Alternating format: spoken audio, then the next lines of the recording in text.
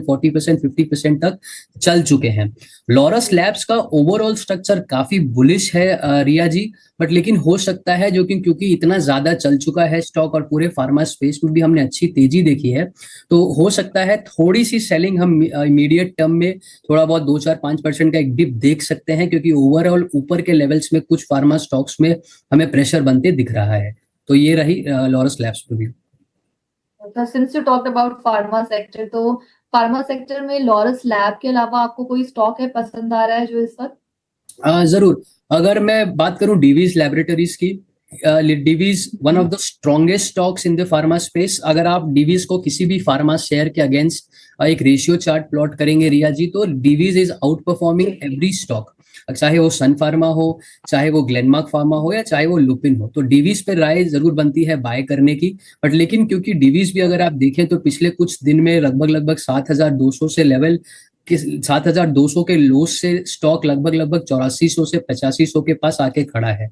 तो current levels पे by नहीं रेकमेंड करेंगे, बट लेकिन अगर स्टॉक हमें किसी भी प्रकार का एक डिप देता है around the levels of 8100 to 8000, वहां पे निवेश या ट्रेडिंग के परस्पेक्टिव से डीवीज लैबोरेटरीज को जरूर ले सकते हैं। Okay sir, okay. अगला जो हम सवाल लेंगे वो लेंगे डी जुगात का, जो लिखते हैं good afternoon sir, long term view जानना चाहते हैं आपका। एलन बेरी इंडस्ट्रियल गैसेस का 125 क्वांटिटी है एट 285।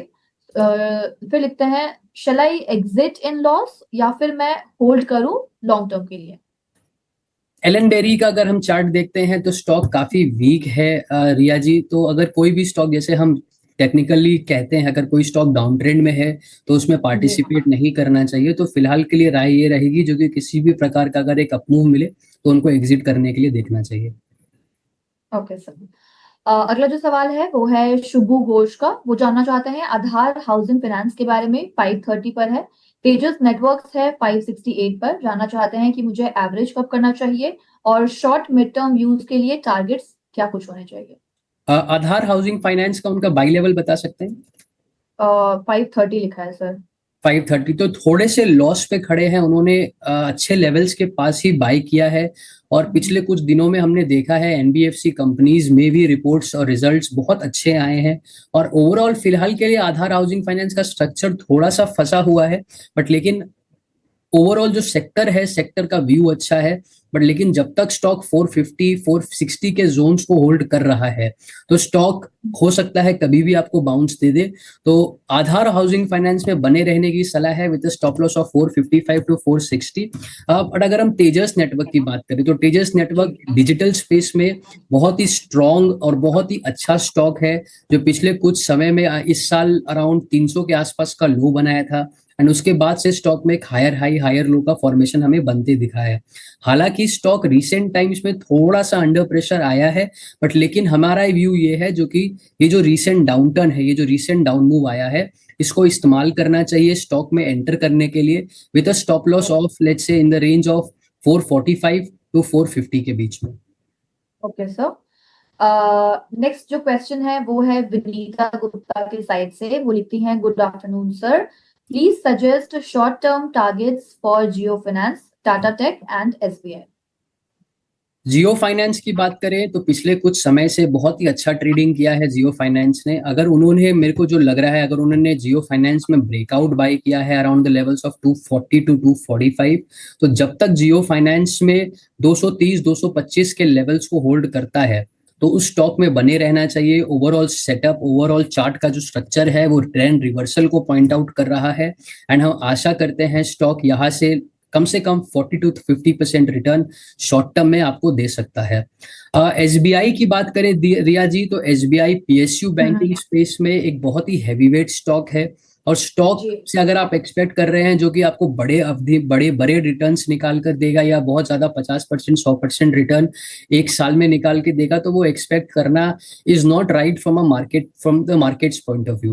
बट लेकिन अगर हम ओवरऑल स्ट्रक्चर की बात करें एसबीआई की, तो एसबीआई का ओवरऑल स्ट्रक्चर स्ट्रांग है, बट लेकिन थोड़ा सा अंडर प्रेशर है स्टॉक में around the levels of 1050 to 1060 के बीच में सेलिंग प्रेशर है।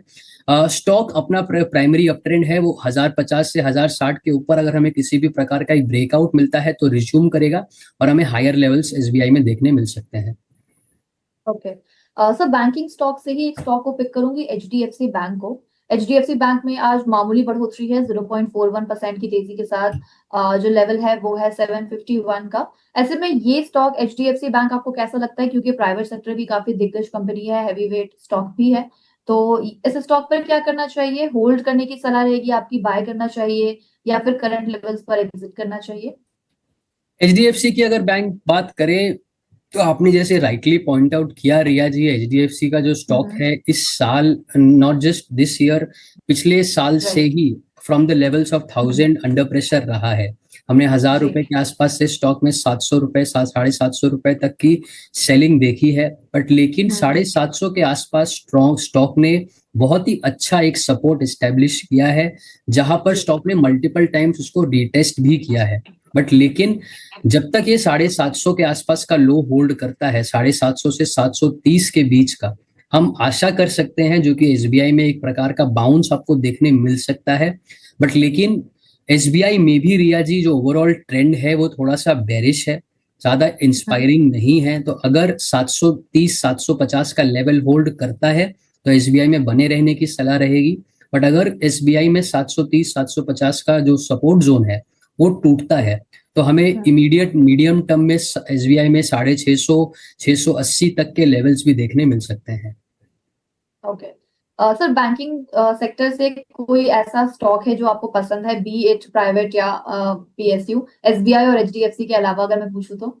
जरूर, अगर रिया जी अगर हम प्राइवेट बैंक्स और पीएसयू बैंक्स का एक जी। रेशियो चार्ट प्लॉट करते हैं, रेशियो चार्ट क्या जी। होता है, जब हम एक स्टॉक को या एक इंडेक्स को दूसरे इंडेक्स से कंपेयर करते हैं, जी। और जब भी हम एक रेशियो चार्ट अभी प्लॉट करते हैं तो हम देख सकते हैं जो कि पीएसयू बैंक्स में as compare to private banks थोड़ा सा आउट परफॉर्मेंस हमें देखने मिल रहा है। और जब भी कोई सेक्टर या कोई भी स्टॉक ब्रॉडर मार्केट को या ब्रॉडर इंडेक्स को आउट परफॉर्म करे तो हमें कोशिश करनी चाहिए जो कि हम उस सेक्टर में या उस स्टॉक में पार्टिसिपेट करें। तो क्योंकि पीएसयू बैंक्स में आउट परफॉर्मेंस है तो मेरा रिकमेंडेशन बैंकिंग स्पेस में से पीएनबी होगा, पंजाब नेशनल ओके। बैंक।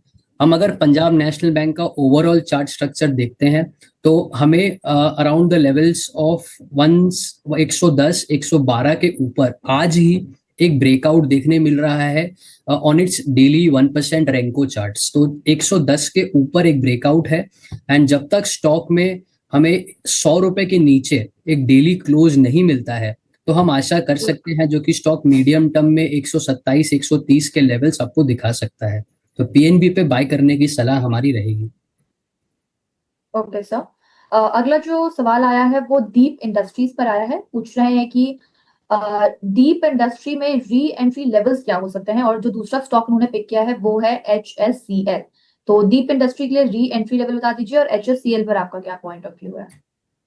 रिया जी अगर मैं दीप इंडस्ट्रीज की बात करूं तो बहुत ही जी। स्ट्रॉन्ग स्टॉक है। Stock consistently despite a very weak market higher low बनाते चला गया है, और स्पेशली इस जून के महीने में स्टॉक ने 450 के लेवल से 600 650 630 के लेवल्स को टेस्ट किया है, which is around 50% move in the stock. तो कोई भी स्टॉक अगर इतने छोटे से अवधि में 50% 50% चल जाता है तो बहुत अनिवार्य है जो कि हमें एक प्रकार का डाउन मूव मिलना चाहिए। तो अगर कोई री एंट्री करना चाहता है दीप इंडस्ट्रीज में तो दीप इंडस्ट्रीज का प्रायर रेजिस्टेंस अराउंड 565 575। तो अगर हम टेक्निकली बात करें तो ये जो लेवल है अब दीप इंडस्ट्रीज में एक सपोर्ट बन के उभरना चाहिए। तो स्टॉक अगर 570 560 के बीच में इस करंट लेवल से रीटेस्ट करने आता है तो दीप इंडस्ट्रीज को री एंट्री करने का एक अच्छा मौका बन सकता है। ओके सर, एक स्टॉक देखिएगा, IEX, इंडियन एनर्जी एक्सचेंज। इसको लेकर आज एक खबर आई है, वो ये है कि जो मार्केट कपलिंग का मामला आया था उसके लिए उसके कॉन्टेक्स्ट में जो दिन है आज का, वो IEX के शेयरों के लिए काफी अहम रहा है। खबर निकल कर ये आ रही है कि सुप्रीम कोर्ट ने IEX की याचिका पर फिलहाल सुनवाई करने से इनकार कर दिया है। ऐसे में अगर हम स्टॉक पर भी एक नजर डालेंगे तो स्टॉक धड़ामी हुआ है, गिर गया है स्टॉक। तो ये स्टॉक आपको चार्ट्स पर कैसे लगते हैं? क्या इनमें आपको कोई बाइंग अपॉर्चुनिटी नजर आ रही है इस वक्त? और ये जो खबर है मार्केट कपलिंग का, इसका स्टॉक पर कितना इम्पैक्ट देखने को मिल सकता है फ्यूचर में भी, अगर हम बात करें तो? आईईएक्स के लिए मैं टेक्निकली अगर बात करूं रिया जी, तो आईईएक्स ब्रॉडर ब्रॉडर एक साइडवेज ट्रेंड में फंसा हुआ है, जहां पर ओके। उसके ऊपरी ऊपर ऊपर की तरफ 135 130 135 से 137 के बीच में एक बहुत स्ट्रॉन्ग रेजिस्टेंस है। एंड उसी के साथ स्टॉक ने लगभग लगभग 115 से 110 के बीच में एक बहुत स्ट्रॉन्ग सपोर्ट एस्टेब्लिश कर रखा है। और medium term to short term में 118 के पास स्टॉक में बहुत अच्छा सपोर्ट है। अभी रिसेंटली स्टॉक ने एक डब्ल्यू पैटर्न का breakout above the levels of 125 126 में दिया है, जिसके साथ हमें एक बुलिश क्रॉसओवर भी देखने मिल रहा है स्टॉक के रेंको चार्ट्स पर। तो थोड़ा सा बुलिशनेस आया है शॉर्ट टर्म में आईईएक्स पे।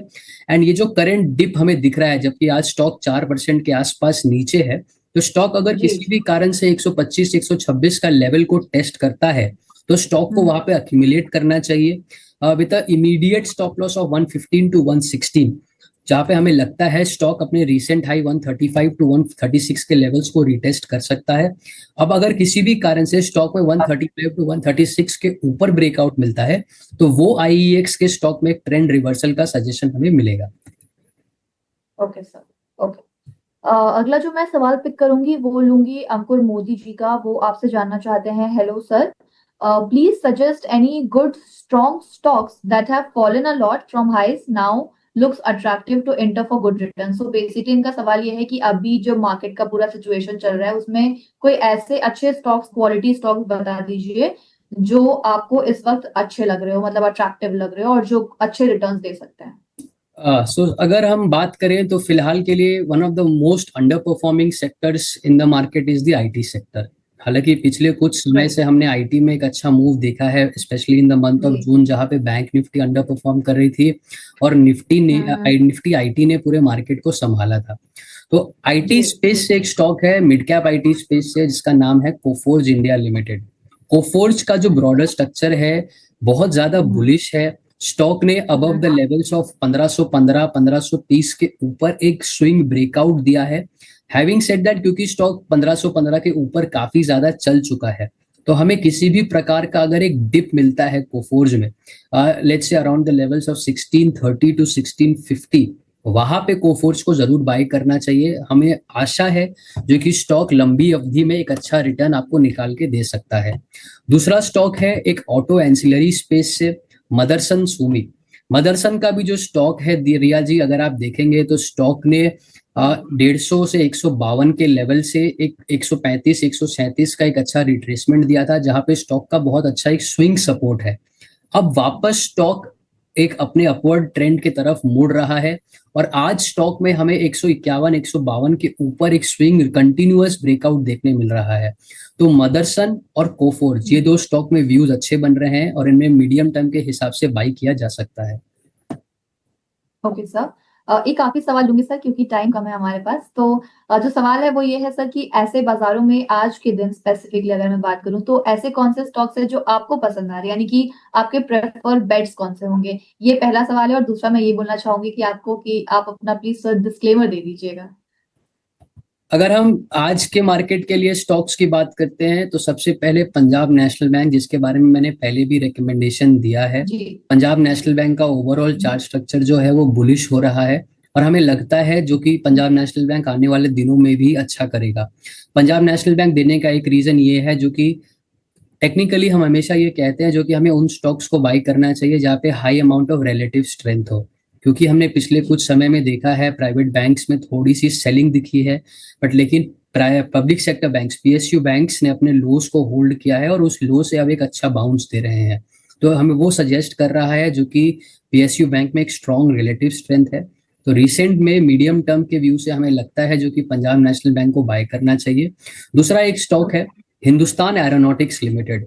अगर हम एचएएल के ब्रॉडर चार्ट को देखें तो अगेन इट्स अ स्टॉक जहां पर हमें बहुत हाई रिलेटिव स्ट्रेंथ दिख रहा है, क्योंकि अगर आप पूरे डिफेंस पैक को देखेंगे, पूरे डिफेंस स्पेस को देखेंगे रिया जी, तो पूरे डिफेंस स्पेस ने कुछ ज्यादा अच्छा नहीं किया है। बट लेकिन ब्रॉडर अगर हम देखें तो एचएएल में हमें एक higher high higher low formation continuous बनते दिखा है और स्टॉक ने फ्राइडे को थोड़ा सा ऊपर आ गया है उसके ब्रेकआउट जोन से around the levels of 4650 to 4660, currently 4670 के पास ट्रेड कर रहा है। तो HAL पे भी बाय की सलाह हमारी बनेगी।